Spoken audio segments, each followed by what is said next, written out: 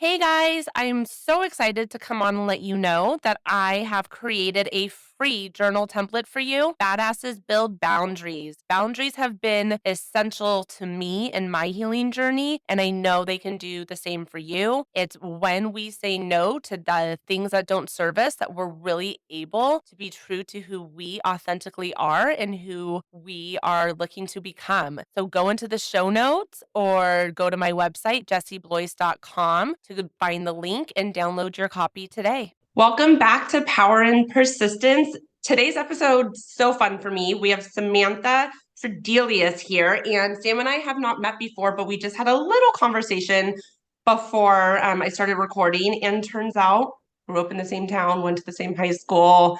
Our lives are very aligned, so this episode was 100% meant to be, and I'm so excited that you're here.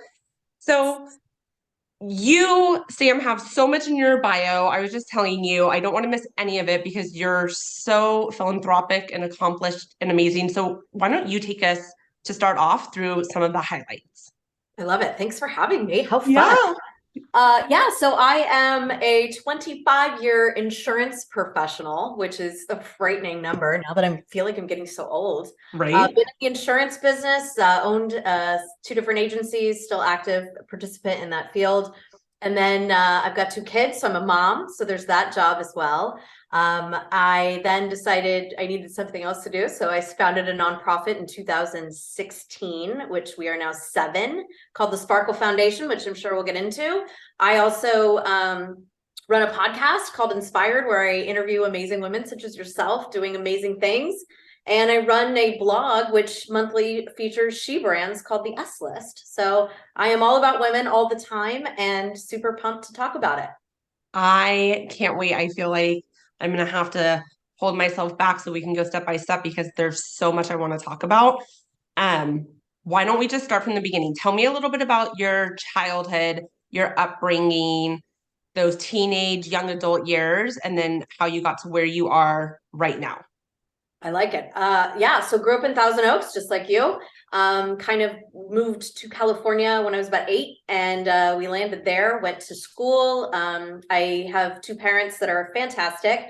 One was in insurance, which is where the insurance comes from. The other was a nurse at Los Robles, right? She worked in the operating room for years. And when I was about 14, my family purchased a licensing school for insurance. So that was our family business growing up in Encino. And I worked the front desk. I, went through high school and college, basically being involved with their business and being a part of the family business, which kind of led me into one day a teacher didn't show up to teach class. And I walked in and taught insurance class for the first time when I was 17 and realized I kind of liked it. And ended up kind of doing that for several years through college. When I graduated college, it was time to get a job, and my parents weren't ready to retire, and there was too many chiefs in the kitchen, as I like to say. So my dad and I decided to start Strickler Insurance, which was an insurance agency that we sold small commercial and small personal lines. And I did that for quite a while, and then met my husband, who lived in San Francisco, which is how I got up here. And of course, fell in love, had kids, somebody had to move. So that was me. Packed up my little BMW and drove up to the Bay, and been up here for almost 20 years now, which is crazy. And been involved in insurance. My husband and I have built a very successful business. We focus on commercial property and investment assets. We've got a great team. We've got offices in the Bay Area and also in Phoenix. And so that's, my day job, the one that makes the money. And then, like I said, I had 2 girls, so they are now 10 and 12, and they are insane, to put it mildly. So life is pretty full with them. And then Sparkle kind of came about, in my early 20s, just wanting to make a difference in the world, started to do some things, which kind of snowballed and grew year after year. And then, in 2016, end of 15, beginning of 16, decided it was like, hey, let's form a nonprofit, because that sounds like something fun. Little did I know that was going to be a full-time gig. And yeah, I hear it's really difficult. Yeah, yeah, it is. It is. It's hard. It's like, it's no joke. And then also to go from like business world to nonprofit world, where the reason I really started it and wanted to do it was because I was so disenchanted with the way many charities run their show. Because you donate $100 and it goes to like buy lunch and not do what you think it's supposed to do. So my organization in its founding was really important to me that every dollar in was a dollar out. So it's 100% volunteer. And 7 years later, I think we just, I'm not done with my final numbers, but I think it's just about $1.8 million we brought in over the last 7 years, serving single moms all over California, LA, the Bay Area, Sacramento, and also like down in the Riverside area. And yeah, so I manage all these crazy, details with that and all these volunteers. We have over 400 volunteers that help us every year. So it's a lot. And yeah, so that's kind of my story. I mean, it's been like this wild ride to get here, but it's been so much fun and it's still a lot of fun. That's amazing. I for the business that I own, we do pediatric therapies with children, different types of therapies, and we've always talked about a nonprofit part of it. So my mission would really be that all families can access the care that they want for their children, not just the care that they're able to get. But I've been told numerous times that nonprofits are not what you think as far as like the ease of bringing one into your business. So I'll definitely have to pick your brain Yeah, no, about it's that. definitely, I mean, your mission is the first and foremost thing. So as long as you're true on mission, but then it's also like, you got to think about like, okay, well, how am I going to raise money? And okay, how are we going to find people to help and find people to believe in what we're doing? And, it's been years and years. And I mean, this is my 20th year of gifting single moms at Christmas. And then the program's grown into, we do backpacks and enrichment scholarships. And then we opened up a microloan program end of 21. We funded our first loan, which has been really great, being able to take business mind and sparkle mind and help a single mom really like boost herself up to grow her business. So that's been also really fun, but it's a grind and it's hard and it's, you've got to manage so many different things and also like the people around you, because it's weird. So people get involved with different nonprofits for different reasons. So one is they're just those people that love to like donate their time and they're into it. Others are doing it for their own ego, which is like, you took me a long time to find those people and like, be like, you're not, what I'm looking for. And then there's other people that are doing it because somebody wants them to, like a school needs hours or, a business is requiring it. So finding those people that really believe in what you're doing and connect, I think is the best asset of any organization when it comes to philanthropy. And it's I would imagine though that that's the best asset. That's what you're looking for no matter what your organization is, right? 100%. You want everybody to be like-minded and on the same page. So I just want to go back a little bit. You talked about your upbringing, more commonalities. Our family business was in Encino. Oh my God, you and me. Yeah, I know. So my dad and my grandpa owned a men's clothing store on Ventura Boulevard in Encino. So that was my entire upbringing. That's so funny. Okay, so you said that your insurance business, you run this with your husband. Okay, so I work with my husband too. We own and do our business together. Was that always the plan for you guys to work with your spouse? Because some people look at me and they go, you work with your spouse? Does that drive you insane? It's actually good for us. But how did you guys end up doing that? So I grew up in family business as you. So for me, it was totally normal. Like it wasn't weird at all to have, us go to work, come home. For him, it was hard. And it was hard because we're both like really big personalities. And it took us a lot of time to really kind of figure out where we were both really strong and how we could complement each other. So I don't want to say at first it was like an ego thing, but like I had left my business in Encino to come move up to San Francisco. And here I was in this, basement of our loft downtown, knowing nobody, away from my family. And I was like, oh my God, like I'm doing this because, here I am. And so for a long time, I don't want to say I was resentful, but I was, definitely a fish out of water. And so when I realized where he was weak and where he needed my help was, with the people and the management side of things. And so that was like, he's a brilliant sales guy, but when it comes to all those details, sometimes that's, I don't want to say it's like a man thing, but it is a man thing, right? So, where he would ask somebody how their day was and all he wants to hear is fine. And where I could dive deep and be like, God, remember that somebody's mom was, not well, or kids were getting and if you remember, ask. Right. And so that's just, and it grew and grew and grew. And then, we had kids. And so when we had the girls, it was harder because then, of course, I'm like, nobody ever talks about that, like undescribed job description when you have children. Like then all of a sudden, females tend to become more of the caretaker. So I don't want to say I took a backseat to work. I still always worked and was very involved. But definitely had to kind of retool what my involvement meant and how it was going to go. And there were times it was really hard. Like it sucked. I mean, and it was just a grind, and it gets hard when you're not really thrilled with them, and then you have to go to work and smile, and be nice. And you're like, I want to stab you, but like, here we are, and we got to get through this because nobody cares about our problems. Right. But at the end of the day, nobody's going to have your back, like your blood and your family. And so that, I think, is the one thing that, I always like stay true. And 20 years later, it's, we've definitely got our roles and where we fit in. I mean, I'm not so much involved in the day-to-day as I used to be. But I still, have clients and have responsibilities. So it's, it's found its way, but it hasn't always been easy, to answer your question. Was he in insurance when you guys met, or he... Okay, so it wasn't like he joined insurance because you were in that world. No, I met him at an insurance dinner, believe it or not. Okay. And that's how we connected, was from insurance, but we both did totally different things. Yeah.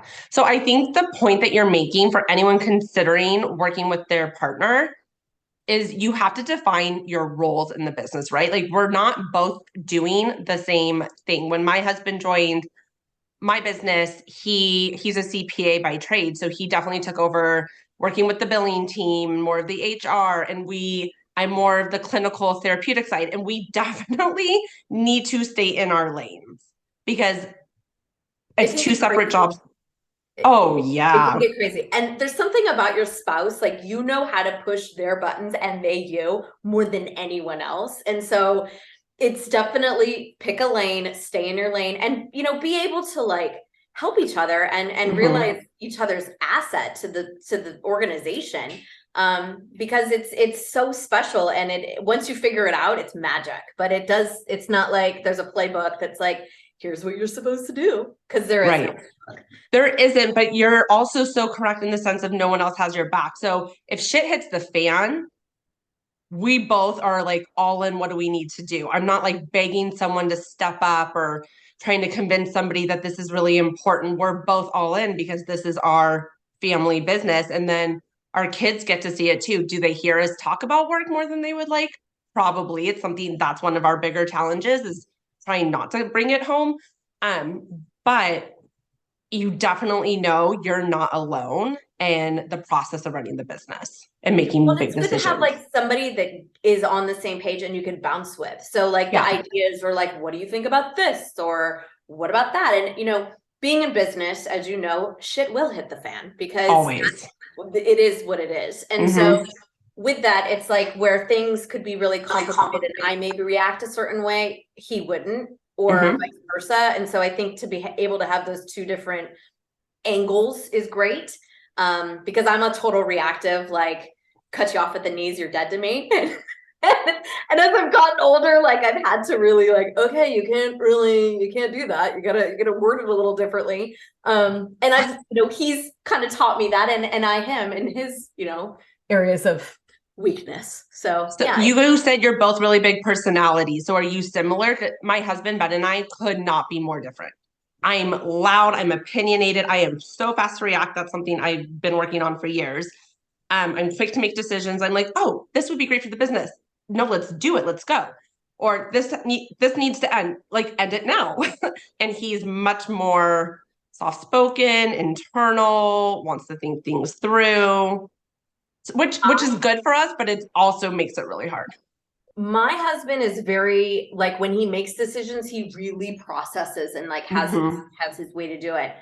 I tend to be like, I'll think about it, but I'm quick. Like, I don't take a lot of time, but we're both very big personalities in a sense where we're very social and we walk in a room and, the Tradeliuses are here and it's, he's got that, I've got my part. But he also like does not do conflict. Like he will avoid it like the plague. And I don't know if it's because like my mom's the youngest of 7 from this Italian family. So she taught me like, if you got something to say, girl, say it, right? And I would much rather just rip the Band-Aid off than like have something horrible looming.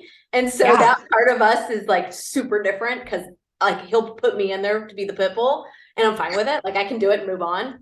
Where him, it would like just wreck him, It's funny. You guys compliment each other. I too, like, I get it. Like, I just need to have the conflict, move past the conflict. I can't let it stew. I think that's our strength and it can obviously be our weakness, but I think that's what gets things going and the ball moving and allows that success. I also think that part of your personality is, I'm assuming, what created this beautiful nonprofit. Because you have these ideas, you have, as much as you have that angst in you, if you want to say something that's confrontational, you also have all that love and passion that allows you to create beautiful things and give back to others. Yeah, I mean, and the other thing too, I think about as I've gotten older is when it comes to like challenges in business, it's not personal. Okay. It's like these things are not meant to be a personal attack at you. It's like these are just business decisions that stuff is gonna suck and people suck. And you have to like realize, is this good for the organization? Is this bettering? Is it a good job for this person? Is this a good role or whatever? Or is this a good direction we're going? And, when you take, like, I tend to operate on a logical decision making. I don't really make decisions based off my heart. I mean, I am very like empathetic and sympathetic, but at the same time, when it comes to decision making, it's very yes, no, do it, don't kind of thing. And I think that really helps. But I think too, it's hard, and business is hard. And whether it's nonprofiting or insurancing or anything in life, I mean, when you have to make tough decisions, it's not easy. But you just kind of got to do it sometimes. I mean, yeah, in business, you don't really have a choice. Otherwise, the whole ship's going to sink. 100%. So you got to do it. I want to ask, you talked about becoming a mom.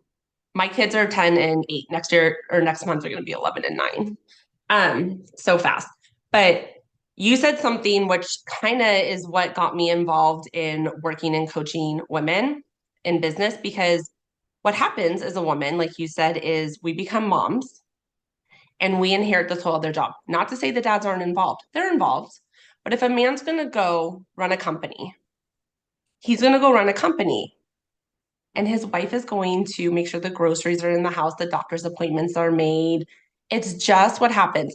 And I really want to say, I'm not saying my husband doesn't do some of those things and think about some of those things. He absolutely does. We're actually a very beautiful partnership in raising the children. But at the end of the day, the majority of it it falls on the woman.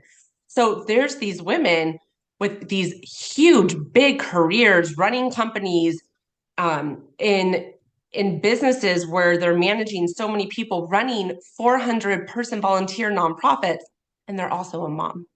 And hold on, they're also a person that needs self-care. They're also wanting to maintain friendships, and there's additional family. So I just think there's so much on a woman's shoulders that's invisible, and we're supposed to do it gracefully and easily. And I think there needs to be a lot of recognition there and support given, even to, I can't imagine these single moms that you're helping, what that feels like. So we can talk about that, but even people in marriages and partnerships, it's so much. So what was that transition like for you when you started to say like, all right, this is a different existence now? I was pissed. I was pissed because I worked so hard to get to where I wanted to be and where I was going. And yet men don't have to make the freaking decision. Like, it's not like they're like, oh, which way? Okay, so now I'm going to do this. It was never one of those things. And it wasn't like, I was pissed, but at the same time, I had these little babies and I was like, I wanted to be there for them. But it also, on the other part of me, knew, like, I watched my mom work. I watched my dad work. I was right there with them. So I knew that when I was ready and when it made sense, that I would go back to work on a bigger scale. And these kids would come along with me. And my girls are with me all the time. I got to tell you something. So I just got back. I've been gone for 35 days. I took off and went, we recently just bought a house back east and we needed to go and do some renos. And it was my turn to go and like do shift too. So I took off I was gone for 3.5 weeks with no kids. And first week I was like, okay, dealing with all this stuff. By the second week, I hadn't set an alarm and I would like get up and make my coffee and like breakfast and take everybody where they needed to go and worry about all this stuff. It took me 2.5 weeks to really come to this revelation that like for the last 25 years, I have literally gotten up every single day and done something for somebody else and totally forgot who the hell Samantha was. Not because like I'm lost or anything. It was just like, I never really thought like to take care of myself in that way.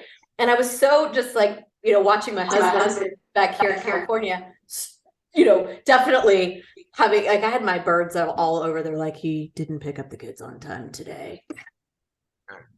Well, it's so good, right? For him to experience that. It was incredible. And mine are now 10 and 12. So my oldest is like a little spitting image of me. So like she knows the sketch and she could make sure the dog wasn't going to die and lunches were made and dad, we need food. But at the same time, it was like this moment for him too, that was like, oh God, like she does a lot of shit. And I do a lot of shit. And it was nice to be able to be recognized for it. And also to be able to take a time out and go, oh my God, okay, like I'm grateful and appreciative for the life I have, but I'm also like grateful and appreciative of myself and being able to take a little time out. And women, we don't take a time out. We get to a place where we're like so tired and dead and sick and just exhausted. And then we reach out and look for someone to coach us or, a doctor to prescribe us something because we're just falling apart. And it's a conversation we keep having, yet it's not changing. And I don't know how we shift the narrative. It sucks. I don't know either. I really don't. I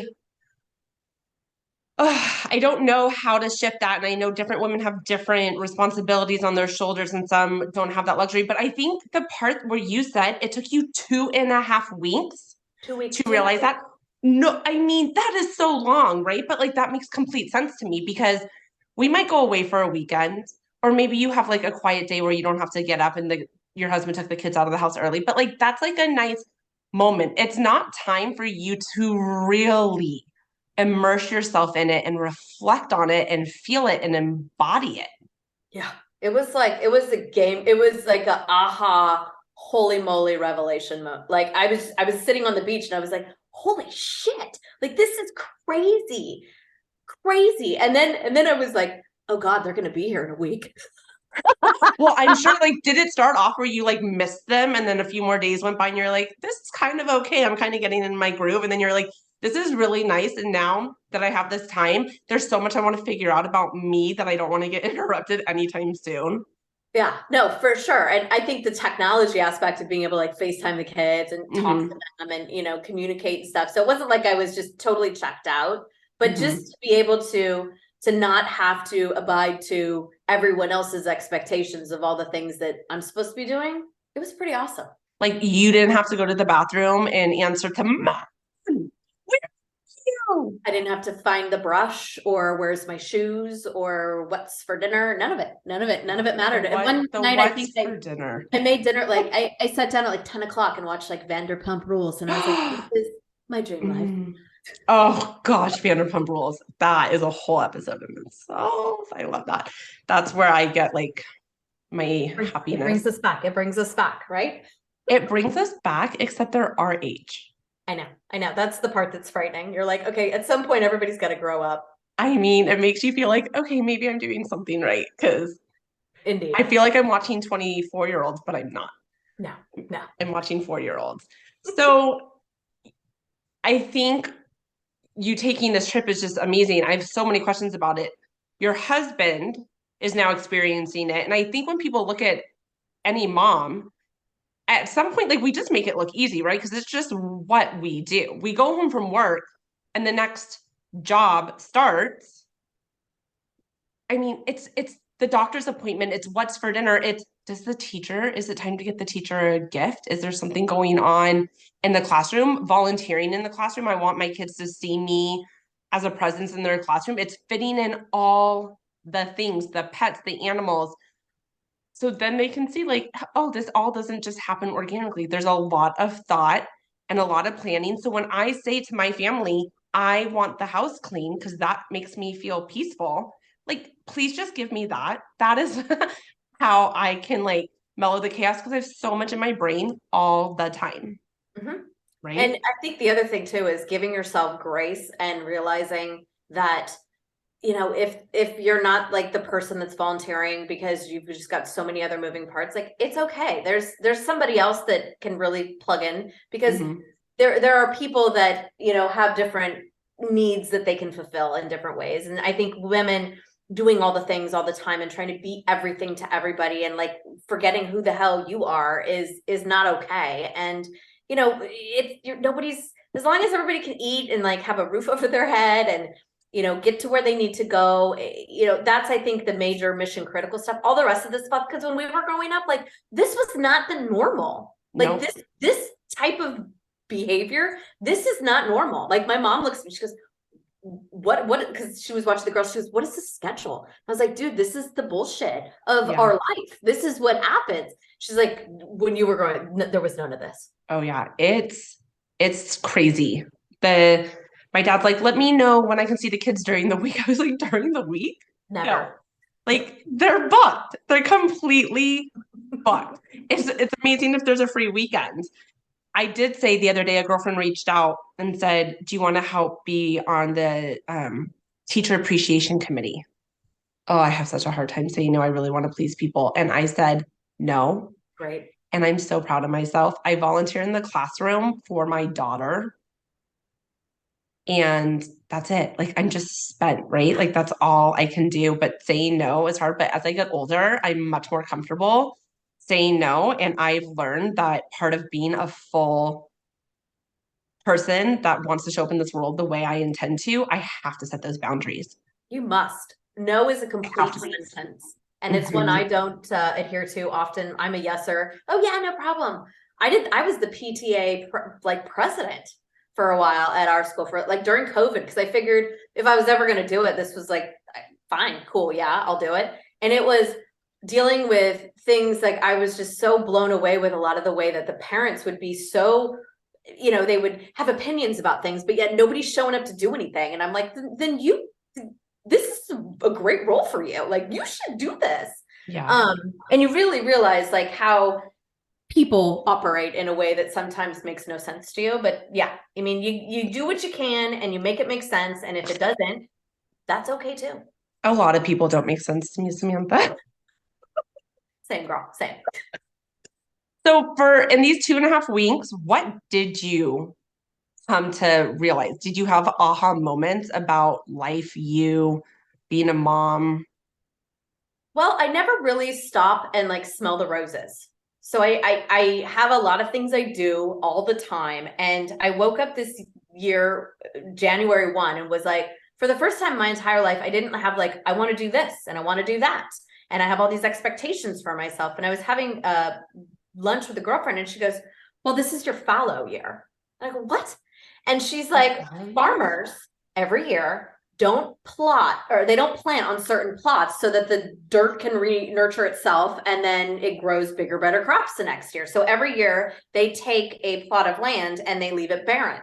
And she's like, it's okay to fallow parts of your life so that you can be available and open for the energy that you want and to grow the bigger crops. And I was like, oh my God, that's like the most brilliant thing. So then fast forward to 2 weeks later, we end up buying a property across the country. And I was like, what are we doing? This is insane. And for the first time in my entire life, like I had nothing really like crazily booked. So I had this time where I could go and be and do. And so in that time where I was sitting, you know, at the beach for, 2 weeks, just like doing me, I really was like enjoying all these things that I've built and done and, been a business owner for so many years and grown a successful nonprofit. I wrote a book. I like have a podcast. Like I'm doing all the things that I want to do.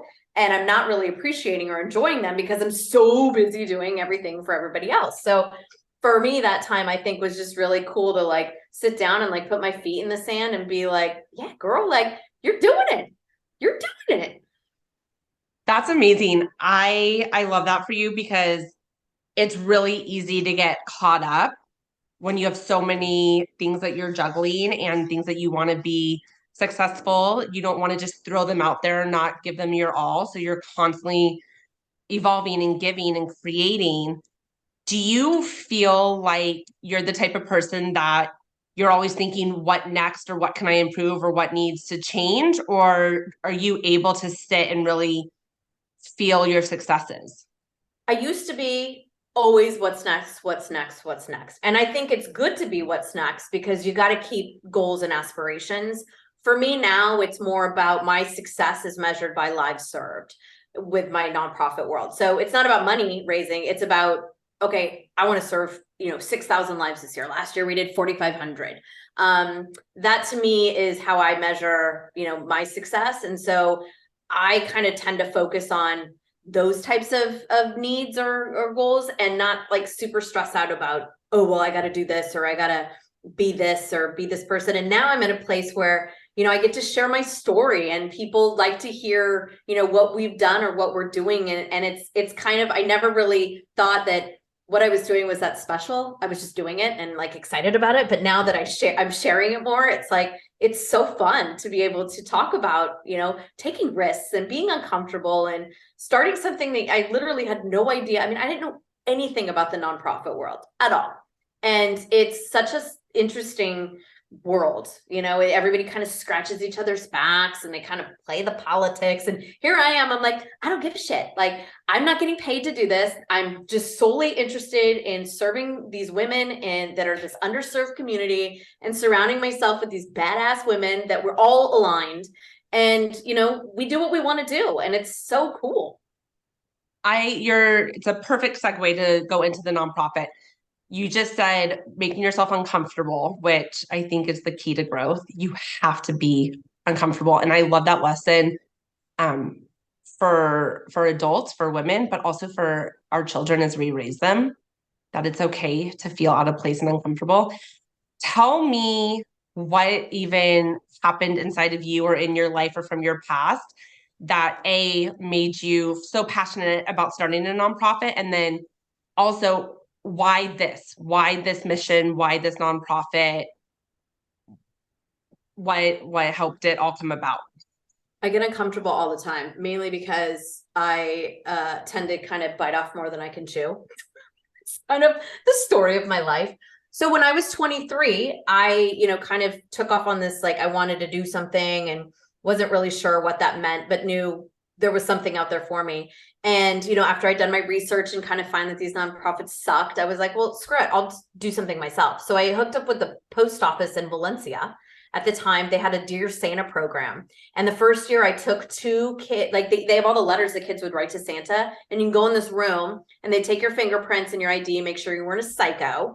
And you could read the letters and you'd have the address of these kids. So they would write like that they wanted shoes and socks and food for their baby sister. And I'm like, oh my God.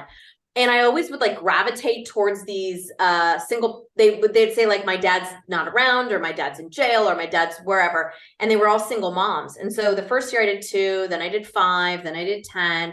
And by the time I'd formed the nonprofit, we had done 35 families out of my house here with just me raising money. So I'd find what people would need and I would go out and ask like my friends, my clients, my family, like, hey, I need 47 shirts and 22 boxes of crayons. And if people couldn't provide the goods, they'd give me money and I just go buy it. And the program grew and grew and grew. And so then when it was time to like do more or have an ability to do more, it was like, I'd have to become more legit. So I thought, okay, I'll fill out these nonprofit forms. Well, little did I know, it was like a 6-month process. You had to like get bylaws and get a board and like financial documents. And it was basically like starting another business. And then once I got it, I was like, okay, great. Like now how am I going to get money to like further this mission? And, still was always like focused on single moms because my grandmother was a single mom and raised my dad and my aunt and uncle alone in the 50s, like 3 kids, divorcee, like unheard of and worked, so many jobs to make it make sense. And it wasn't till like a year before she passed. I sat down with her. I was like, Gage, like, I don't know if you know this or not, but like you were the inspiration for Sparkle. Like, this is why I do this. And I never share your story because it's like super uncomfortable and nobody wants to hear about like a woman, struggling to raise her babies in the 50s. And she's like, you got to tell my story because there's so many women out there like me that could use your programs. And so I started telling her story, and, here we are now 7 years later, and I think we've helped I think it's over 10,000 individuals in these last 7 years with our different efforts. And it's amazing. And these women are not, we're not here to help a lifestyle. We're here to help a situation. So, imagine you're a single mom and you could put food on the table, a roof over your head, but now your son or daughter wants to play sports and it's $700. And you're like, I don't have it. We have it. So we provide those types of assistance. We provide Christmas. We do microloans, we provide backpacks, and then we do one-off, if somebody calls us and says, the situation that makes sense for us, we've definitely helped in different ways too. So yeah, it's like incredible. It's amazing. And it feels so good to do good. And I don't want to say it's easy because it's hard, and it's super hard being the face and the driver because like it's exhausting and I've got to be on it all the time and fundraising all the time because we don't have any big grants. I mean, everything we've earned is from grassroots fundraising, people like you and I that are just, donating $250 or $50. I mean, the organization was built on the $20 donation. It really was. So that's incredible. And it's kind of blowing my mind right now. How do you find these volunteers? How do you make it, since there's no monetary compensation, how do you make it so they're really available and committed? And then how do you raise that much money? Well, it's been a lot of work for 20 years of raising money. Being that I am now a legit nonprofit, it's easier in a sense to where, people can get a tax write-off. So people will donate bigger amounts of money and companies will donate money. So that's helpful. But I think being true and staying on mission, and I've been always transparent. Like, I don't do this for money. Like, I have a job that makes me money. I do this because I want to make the world a better place. And I think that moment right there resonates. Everybody knows a single mom, is a single mom, their sister's a single mom. Like, everybody can connect in some way to what we're doing. And the opportunity to not only, give your dollars, but also give your time and be involved in the actual experience. That was the other thing. A lot of these orgs don't let you be involved in wrapping a gift and then going and delivering a gift. Well, we do. You can nominate a family. If that family gets selected, you can wrap their gifts. You can help us buy their gifts if you want to be that involved. And then you can go and deliver them to the mom. And we allow people to be involved in that whole process, and a lot of kids to be involved in the process, which is also like something I'm super happy about. So important. Our kids, many of our children, will never know what it's like to go without anything. Mm-hmm. And when they're wrapping toothbrushes and socks and a bicycle, and they're like, wow, these are gifts. And we're like, yeah, they are gifts. Mm-hmm. And then they go and they see how they're impacting the community. I mean, that's an awesome feeling. It's so important. How do the single moms find you? So our website's sparklenow.org. So we ramp up 3 times a year. So holiday gift drive, we start accepting nominations in October. So from October 1 to 31, our portal is open. People can go in and nominate someone else. And then we select, like last year we had, I think, over almost 200 submissions come in. It was a lot. And we took on 72 families, which was our most we've ever done. And then the backpacks, we work with local law enforcement, first responders, and also school districts. So we partner up with them, because they know where the families are that need us. Mm-hmm. And then it's also just great community work that we can do together.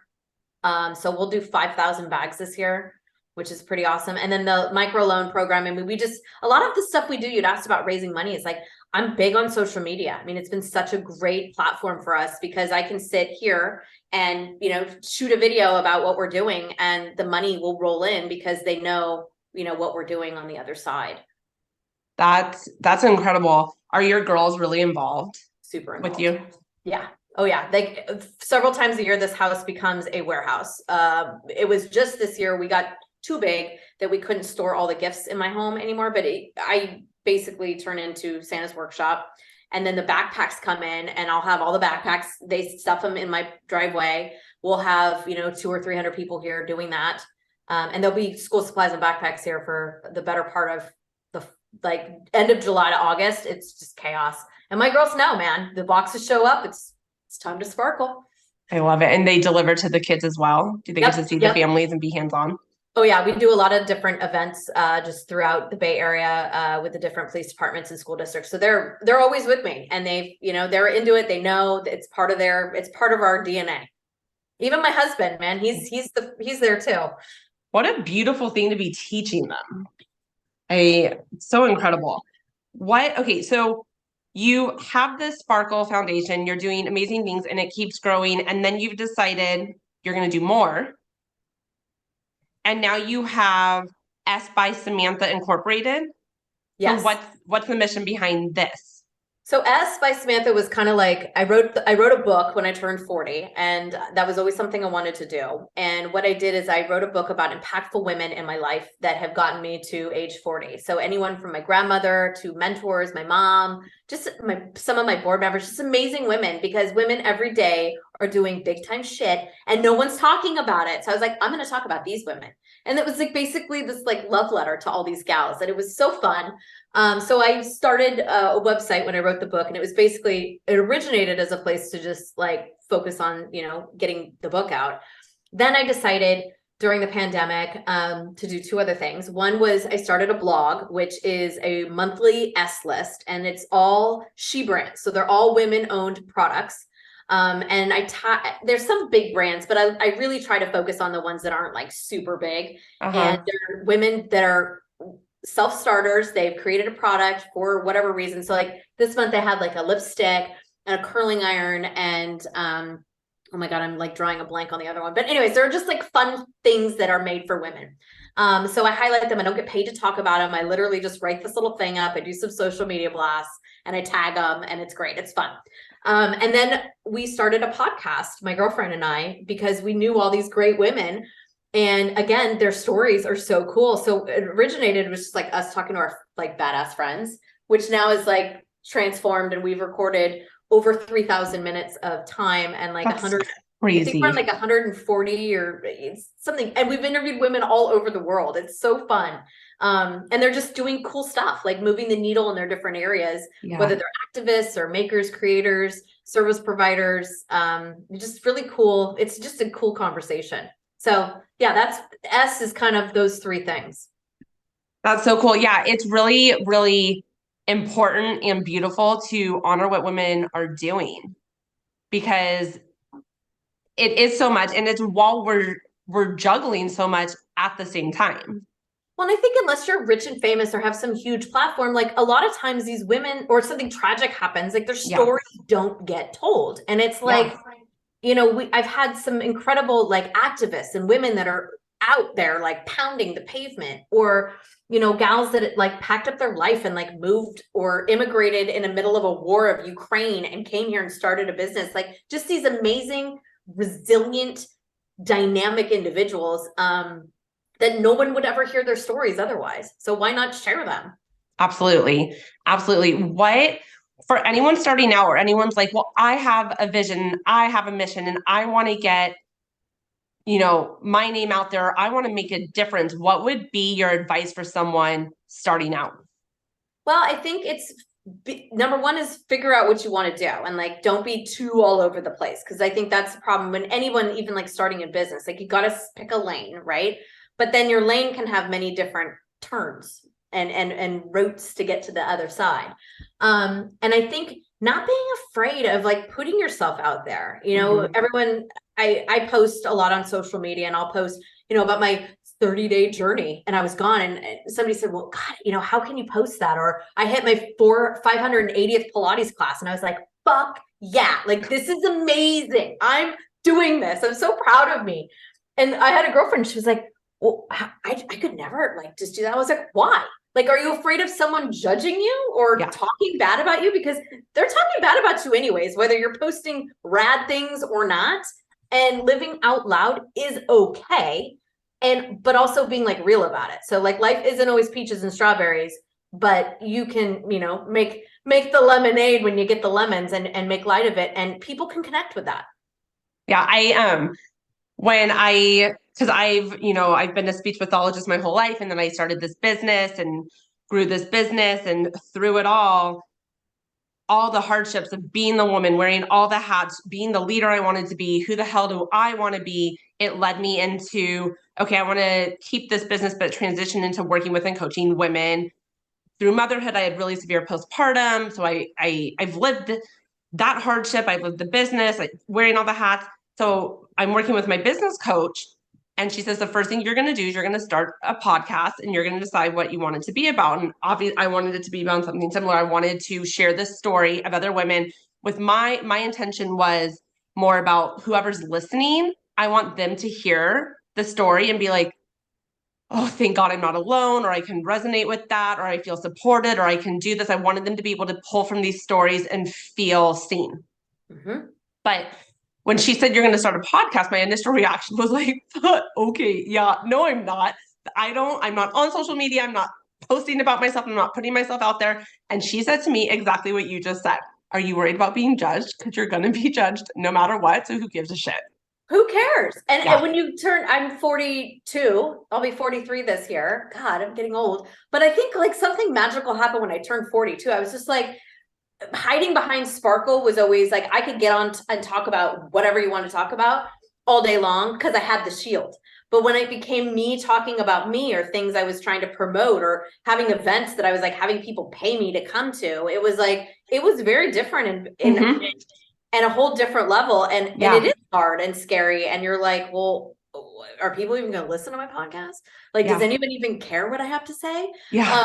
And I run into people in the store and they'll be like, dude, that was a really good episode. And I'm like, oh my God, you're listening? Yeah. Yeah, no, for sure. It's like those little messages where someone's like, thank you so much for sharing this, or thank you so much for sharing this part of your story, where I'm like, I don't even ask my VA, how's it going? Because I'm like, I don't want to know. Because I still have like, listen, imposter syndrome is real. Mm-hmm. And imposter syndrome is bred from fear, right? Or feeling unsafe. So we're all peeling back those layers. I just turned 40 a couple weeks ago, and I'm really hoping that like in this decade, I can continue to move on this trajectory of just not giving a shit and coming into my own confidence, and all those self-doubts, they just leave you. I had the most embarrassing thing happen to me the other day. I was getting my nails done, and I got food poisoning from the night before, and I thought I was going to be able to like handle it, and I didn't. And Samantha, when I tell you I got sick in the nail salon, oh God, I made it to the bathroom, but like everyone heard me, right? I was over the toilet, oh God, sick in a nail salon, worst timing possible. And I came out and I called my husband, and I was like, Ben, you're never going to believe this. Like everyone heard me get sick. Like I couldn't hold it in. I really thought I was going to make it out the door. And I was like, and you want to know the craziest thing? I don't give a shit. I don't care. No, I I don't care. don't care. Yeah, I'm not embarrassed. No. Yeah. And I was like, life is going to be different as we grow into ourselves. It's so empowering to just know you're doing you and not care. Well, and I think too, like one of the things you had mentioned is like, you know, a driver, like what's a driving force? And for me, it's like being purposeful. So if I'm being purposeful with my philanthropy, you know, that's what keeps me going every day. If I'm being purposeful, telling a story of another woman that somebody else hears and is like, God, you know, like, oh my, or somebody learns about a brand they didn't know about, it becomes their favorite next thing, or if it helps propel someone's business. I mean, this is what it's about. And to sit behind a screen and talk shit because it's easy to do. I mean, those girls were there when we were in high school. Yep. And those girls are still going to be there when we become 40. And you know what? We just don't have time. We don't have time for it anymore. We don't care.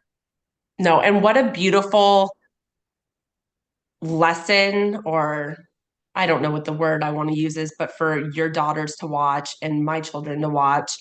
And that's really what I'm trying to like embed in them is like, if you are being a good human and you are doing things with kindness and respect, just do it.